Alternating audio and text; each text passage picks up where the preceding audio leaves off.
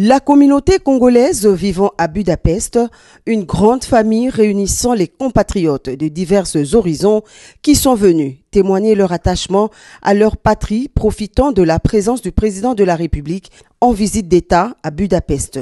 D'entrée de jeu, actualité oblige, le président de la République Félix-Antoine Tshisekedi Tshilombo a fait observer 1 minute de silence en mémoire de Dikembe Mutombo, ancien basketteur de la NBA et philanthrope d'origine congolaise décédé lundi. Restez encore debout pour quelques secondes pour nous recueillir en mémoire d'un de nos compatriotes, un illustre compatriote qui a fait la fierté de notre pays et même de notre continent. J'ai cité Mutombo Dikembe qui nous a quittés hier. Donc veuillons observer un petit moment de recueillement, une pensée pieuse pour lui, pour sa mémoire.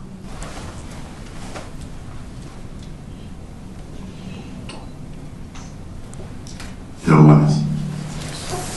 Animés par l'amour de la patrie, les Congolais qui ont choisi la Hongrie comme leur seconde patrie étaient motivés par le souci de maintenir les liens forts avec la République démocratique du Congo, leur pays d'origine. Dans son discours devant ses compatriotes, le président de la République a abordé plusieurs sujets d'actualité liés à la marche du pays, notamment les défis sécuritaires et l'épineuse question du dialogue politique qui alimente l'actualité au pays. Ici, je voudrais être clair avec vous, je ne suis pas à l'origine d'une telle initiative, car pour moi, le pays n'est pas en crise politique pour chercher à tenir encore des dialogues qui vont aboutir sur des arrangements, qui vont encore mettre le pays entre parenthèses. Nous ne voyons vraiment pas ni la nécessité ni l'urgence, mais moi, comme toujours, et avec tous mes compatriotes, j'ai toujours eu les bras tendus, les bras ouverts pour parler avec quiconque le voudrait. Donc ici, je voudrais vous informer que ce débat ne concerne ni ma personne, ni la famille politique qui est la nôtre. Donc il n'y a pas une telle initiative qui soit en chantier quelque part. Donc ceux qui parlent du dialogue, bon, ils parlent peut-être de leur volonté à vouloir parler avec nous. Et là, je le dis, la disponibilité est là.